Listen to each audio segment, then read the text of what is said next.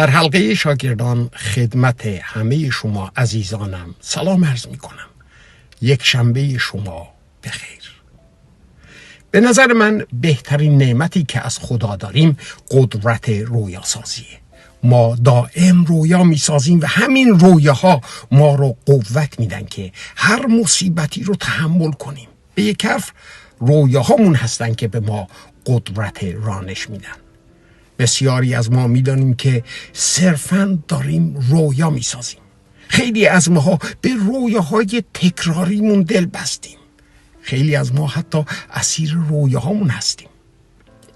مسیح هم به ما رویا داد و واسه این که این رویا رو باورش کنیم به ما قدرت داد که قسمتی از اون رو در همین زندگیش بکنیم تا باورمون بشه که رویا نیستش، حقیقتی است که قرار اتفاق بیفته. پس بیایید امروز رویایی رو که از خداوند گرفتیم دو دستی بچسبیم، روش متمرکز باشیم و این رویا رو زندگیش کنیم.